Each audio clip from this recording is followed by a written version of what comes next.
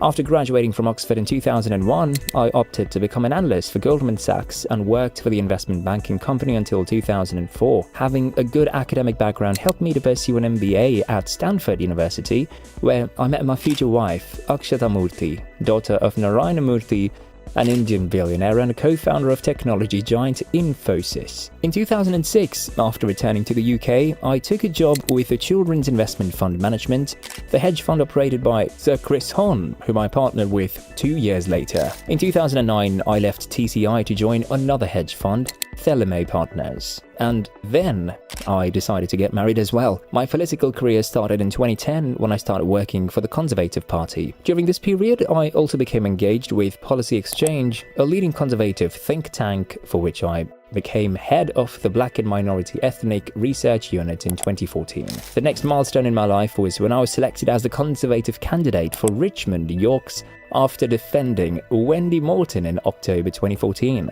And following this, at the 2015 general election, I was elected as MP for the constituency with a majority of 19,550. From 2015 to 2017, I was a member of the Environment, Food and Rural Affairs Select Committee and Parliamentary Private Secretary at the Department of Business, Energy and Industrial Strategy. In January 2018, I was appointed to my first ministerial post as Undersecretary of State at the Ministry of Housing, Communities and Local Government. During this time, I became a vocal supporter of Boris Johnson's pursuit of the party's leadership, and when Johnson became leader and Prime Minister, I was rewarded with a promotion, becoming the Chief Secretary to the Treasury in July 2019. When I was working as second-in-command at the Treasury Ministry, tensions were rising between my boss, Chancellor of the Exchequer Sajid Javid, and Johnson. When Javid resigned in February 2020, Johnson gave me his position, and at age 39, I became the fourth youngest person ever to hold that position. But the hurdles didn't stop there. As soon as I started getting familiar with this new post, I was immediately faced with the manifold challenges brought about by the arrival of the COVID-19 global pandemic in Britain. Taking the responsibility of the British economy, which was clobbered by the shutdowns, I decided to employ the powers of my office and try to offset the economic and human damage.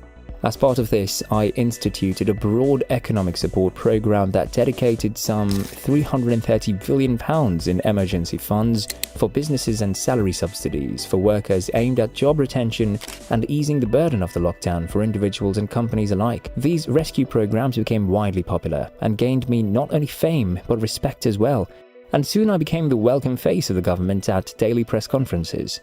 My Eat Out to Help Out scheme, which aimed at supporting restaurants and pubs with government-subsidized foods and drinks, was viewed by some observers as a rousing success, but was criticized and accused of playing a significant role in the emergence of a catastrophic spike in COVID-19 cases in autumn 2020.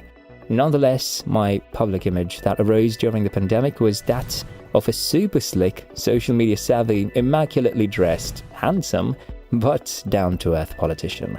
And in no time, Rishi Rishi was named Britain's sexiest MP in 2020. But my picture-perfect public image was tarnished by a series of disclosures in April 2022. Perhaps most damaging was the revelation that my wife, as an Indian citizen and non-domiciled UK resident, had claimed a tax status that allowed her to avoid paying British taxes on her overseas income, which might have saved her as much as £20 million in UK taxes for over 7.5 years. And while that was not illegal, this maneuver cast a bad light on me after this Murthy was quick to revise her tax status. Following this, another revelation put my patriotism into question when it was released that I had held on to a green card for US residency until late October 2021, which seemed to suggest a desire to keep my options open.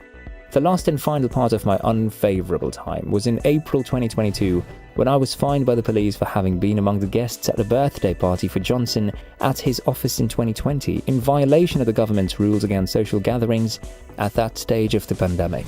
Though I later clarified that my appearance at the party was inadvertent and the result of having appeared early for a meeting with the Prime Minister. Following this, when a series of scandals involving Johnson's integrity and honesty expanded and included some serious allegations like the Prime Minister's mishandling of allegations of sexual misconduct against former Conservative Deputy Chief Whip Chris Pincher, I joined Javid, then serving as Health Secretary, and resigned from the Cabinet on July 5, 2022. This decision contributed greatly to the groundswell of opposition within the Conservative Party and eventually forced Johnson's resignation as party leader. Although some labelled my action as traitorous, I declared my intention of replacing Johnson as a leader with a cannily produced campaign video that was released soon after Johnson's announcement that he was stepping down. With Johnson remaining as a caretaker prime minister until the party could choose a replacement for him, the parliamentary party, sitting Conservative MPs, decided to set a series of votes that gradually eliminated the field of candidates for the leadership from 8 to 2. At the end of that process, Foreign Secretary Liz Truss and I remained as the final duo whose names were submitted for a vote by the party's whole membership.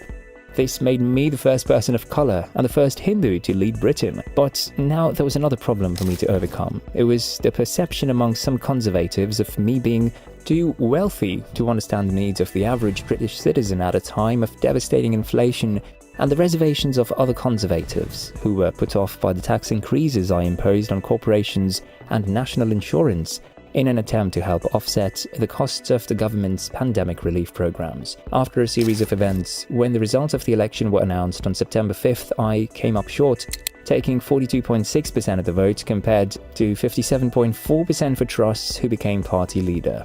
Deciding to serve the people in any way that I could, I decided to accept the decision which made Truss the Prime Minister of Britain, but unfortunately, Truss's tenure in office proved to be the shortest in British history at just over 6 weeks. In the next few days, Truss quickly replaced her Chancellor of the Exchequer, Kwasi Kwarteng, with Jeremy Hunter, who almost immediately recalled Truss's economic plan, but confidence in Truss's leadership was damaged beyond control. Although Conservative Party rules protected Truss from her vote on her leadership for a year, dissent among Conservative MPs grew rapidly and calls for her resignation mounted. On October 20th, 2022, Truss announced her resignation, which called for another leadership contest. This time around 100 nominations from Conservative MPs were required for candidate eligibility. With 357 Conservative MPs, it meant that at most only 3 candidates could advance to consideration. Again, the procedure was followed, and the 2 finalists were then to be put to a vote by the party membership. And I enjoyed broad support among MPs and was the early favourite as well. Against me, House of Commons leader Penny Mordaunt was the first to declare her candidacy, but support for her was limited. Another popular choice was Defence Secretary Ben Wallace, but he opted not to run and threw his conditional support to Johnson, who suddenly was back in the mix despite all the controversy that took place only months earlier. As tensions grew, Johnson made a dramatic return to the UK from a vacation in the Dominican Republic. And surprisingly, on October 23rd, Johnson withdrew from consideration. By early October 24th, more than half the MPs had already committed to nominating me. And with Mordaunt dropping out shortly before the deadline, the way was clear for me, as the sole remaining candidate to be confirmed as party leader, set the stage for me to become Prime Minister.